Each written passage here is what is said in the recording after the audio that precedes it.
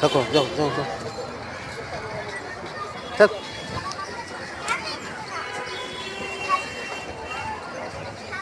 থাক।